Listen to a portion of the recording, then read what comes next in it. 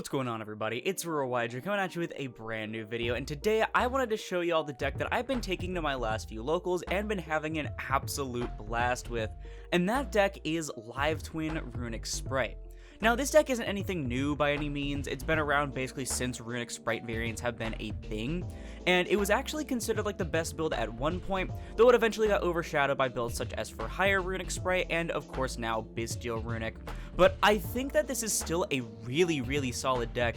It has a lot of one-card combos, super easy access to all of its engine within its own engine, and there's the consistency, draw power, and recursion of this deck are unlike almost any other deck that I've played. It is so good. Not to mention, it finally gave me an excuse to play my Runick package that I've been sitting on since the Megatins. With that being said though, I don't want to waste any more time. Let's go ahead and get right into my Live Twin Runick Spright deck profile for the February 2024 format.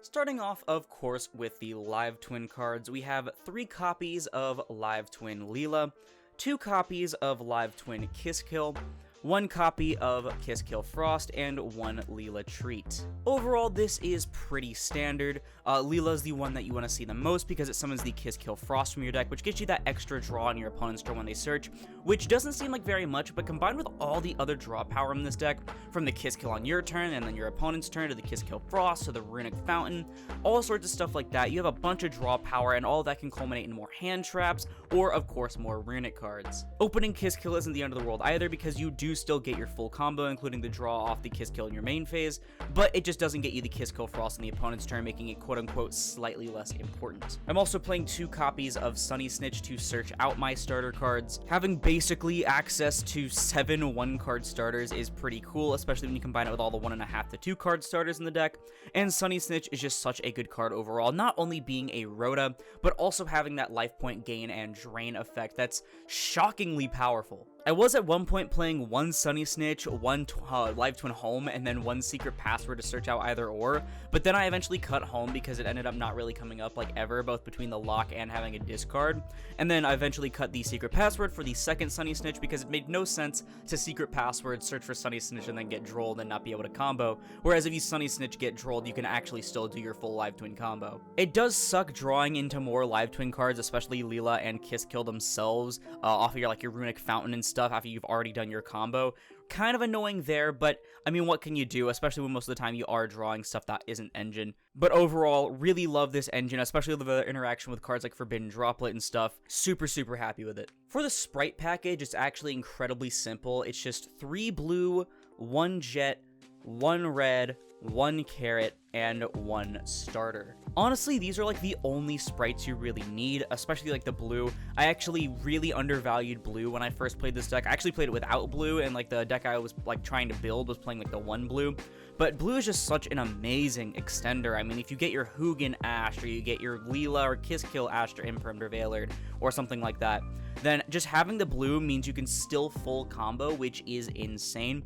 Not to mention being able to go blue into jet into one of these guys, and then going into like SP or Gin Buster with these, super solid. You really don't need more than 1 of any of the other sprites though, especially like these 2 obviously, but even jet is just like not really the most amazing card because we want to keep it as close to 40 as possible, and that's the only reason we're not playing a second copy of starter. I'm at like 42 cards right now, I believe, in the main deck, which is like 2 more than I'd like to be playing because the consistency in any Runick variant is insanely important. But if it wasn't as important, I would absolutely play an extra copy of starter, just in case I started with a starter and then still wanted to have something to search off of jet, or in case I just already opened it in general. But it's still not the end of the world, and the Spright cards put in so much work. Finally, onto the good cards in the deck. No, but jokes aside, we're going on to the Runicks now. Very like standard here for the most part. We have the 2 copies of Fountain, of course, because it's at 2, followed by the 3 copies of Runick Tip, 3 copies of Runick Freezing Curses, 3 copies of Flashing Fire, 3 copies of Destruction, 1 Slumber, and 1 Dispelling. I know this looks like a nightmare on the screen right now, and I'll try to like adjust it a little bit, but like even though you can't see like the ratios here, I will as always have it up in my sidebar over on the other side of the screen. But yeah, basically the TLDR of the Runick cards is that these are like the most insane cards ever, and if you open at least like 2 of these, you actually end up winning most of your games, especially if your opponent doesn't have Ash or something. I wanted to play more copies of Slumber, but again, I didn't want to go too far over 40, because going over 40 and having multiple copies of Slumber doesn't increase your chance of opening a Runick card. it just increases your chance of opening Slumber, and that includes multiple copies, which you don't really want to open multiples of any of the Runick cards most of the time, unless you're going to discard one off of like Hugin or something.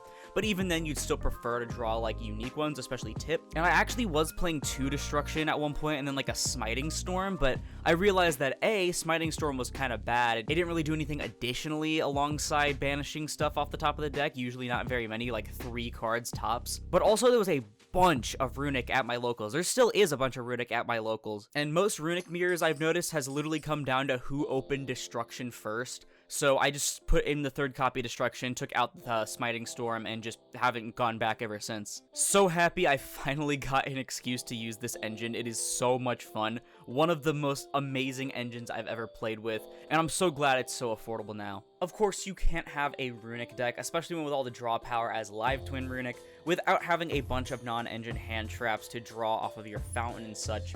And I'm currently only on 3 Ash, 3 Bell, 3 Veiler, and then this technically isn't a hand trap, but I might as well get out of the way because it's the last card in the deck, 1 copy of Called By. So, I mean, 9 hand traps still isn't even like the most hand traps I've seen in a deck. I've seen like 15 or 18 in some decks, but this is more than enough in a deck where you're drawing like 4 usually per turn, bare minimum. I was actually playing DD Crow over Ghost Bell a couple of weeks ago, but then I decided that Bell might actually be a little bit better overall, so I decided to test around with that. I didn't get enough testing to warrant saying, yes, I absolutely need to play Bell over DD Crow, because I actually do like DD Crow in this deck because it's not a hard once per turn, similar to Effect Veiler. So if you draw multiples off your fountains and all your other draw power you have, it's not really that bad. And moving on into the next format, if you were to pick up this deck, I'd honestly recommend replacing the Veilers with DD Crows and just playing Ash, Bell, and Crow, because not only are Bell and Crow both really good cards, but also Veiler is not going to be as great of a card, especially into a format where a lot of people are either activating stuff outside of the main phase, or they have ways to dodge Imperm Veiler cards, etc., or they just really don't care. So yeah, 3 Ash, 3 Bell, 3 Crow, and then the Called By or whatever would honestly be more than enough. That is it for the main deck. Moving on to the extra deck, we have, of course, the Evil Twins, 2 Kiss Kill, 2 Leela, 1 Trouble Sunny, and then the honorary Evil Twin being Muckraker from the Underworld. These cards are absolutely amazing. Being able to get the draw power off a Kiss Kill and then the pop off a Leela, you're usually ending on Kiss Kill to get the pop on the opponent's turn. And then usually it doesn't come up turn 1 unless you only open Live Twin cards, like period. Then you're going to have like the Trouble Sunny going on turns 2 and 3 or stuff like that. And also we have Muckraker, which is just absurdly strong in this deck. I wasn't playing it at first because I was like, doesn't really feel like it does much. I don't want to discard.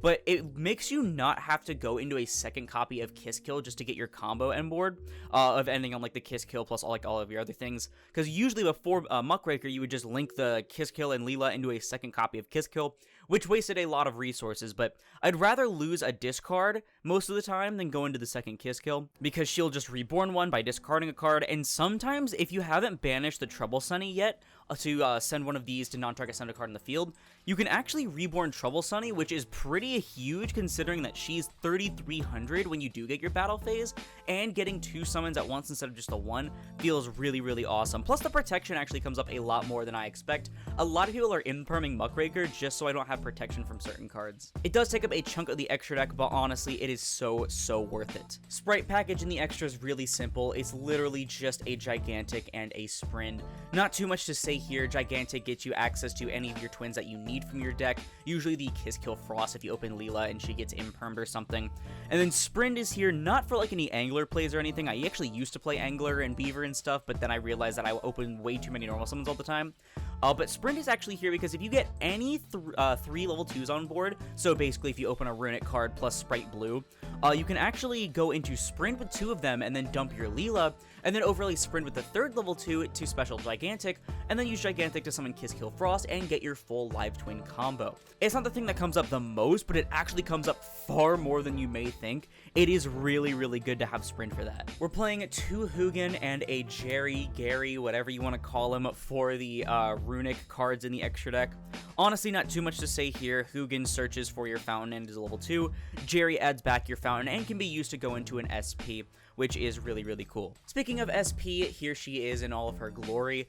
Funnily enough, this is one of the only decks I'm playing that doesn't quote-unquote need SP, because Unicorn technically does have its benefits if you play IP Unicorn instead, because if you're going into like Leela on your opponent's turn using Kiss Kill effect, you are Fiend Locked, meaning that if you did play IP in this build, you wouldn't be able to go into Little Knight, which I did cut IP, so it doesn't really matter for me. But SP is still like a super, super good card, so you will be playing at a handicap if you don't own SP, but at least in this deck, Unicorn actually has some synergy, because you can go like Kiss Kill special thing on your turn even to go into Unicorn and then get some removal there. And then for like the miscellaneous Xyz monsters, we have one Djinn Buster, one Mannequin Cat, and one Typhon. So all these have their own purpose for different reasons. Djinn Buster's there in case you've either already gone through your SP, or if you don't want to go into your SP for some reason, especially if you're Fiend Locked. If you manage to get Fiend Locked before you open like your blue or something, then you can at least go like blue special, get jet, whatever. Special all those, go into Djinn Buster, because Djinn Buster is a fiend and it's a monster negate and burn, so it's pretty good in time as well. Mannequin Cat is here mostly for shifter. So if you open like a live twin combo and like just random shit in your hand like hand traps or stuff, and like you normal your twin and then they change shifter, right? Instead of committing to your full live twin combo, what you can do is overlay into Mannequin Cat summon back the shifter from their grave, and then use Mannequin Cat to summon blue search jet, get jet, go for the starter. And you can basically end on like Djinn Buster plus both red and carrot usually. Then plus like the Mannequin Cat, because you can keep the Mannequin Cat and get a special on the opponent's turn. It's pretty conservative, but considering you're both under shifter, unless they're playing exactly Castra or something, they're probably going to get hurt by their own shifter if they're playing like Vanquish Soul or something, so you'll usually be a little bit in the lead there. And then of course Typhon is Typhon, really powerful card, great in case you're going second and you get your twin hit and that's like your only card you have, and not to mention it is a fiend, so if you're Fiend Locked, you can literally turn one of your evil twins into a Typhon and still keep the effect of your evil twins to summon from grave live while under it. Really, really good in this deck. And that is going to do it for my twin Runick Spright deck profile. Like I said, this deck is just so much fun, and I think that it is really, really solid. It just has its poor matchups and just overall flaws in general, like opening too many live twins and stuff. But I think that if you're looking for a, honestly, relatively budget Runick variant, especially like a Spright Runick variant, then you don't really have to look towards like Bestial Runick or anything. You can actually just straight up play this instead. The live twin stuff is probably like collectively less than $10. The Runick stuff after the tins has been sitting around a comfortable $30, like slightly less than that. The only expensive part technically being like the Spright package, because it is still like $8 per starter, like $6 to $8 per starter, and then like 16 per blue and stuff. But I can easily see those getting a reprint come Rarity Collection 2. It's easily a very solid tier 2 option if you're looking for something to play and to surprise people with. But I don't know, that's just my opinion. Let me know your thoughts in the comments below, because that's going to do it for the video. If you liked it, please sure to leave a like, as always put this video and the channel into recommended. And if this content was like it, like the rest of my deck profiles, I'm going to try to have a bunch more coming out here soon. Then perhaps consider subscribing and turning on notifications, because supports the channel or anything else, and it's absolutely free. And we're trying to hit 10,000 subscribers by the end of 2024. Also, you want to support me directly while getting some awesome TCG merchandise in the process, check out Tapio cards and link down below. Use code Aurora5 for 5% off your purchase at checkout and to support me financially. But once again, thank you all so much for watching, and I'll see you in the next one. This is Aurora, signing off.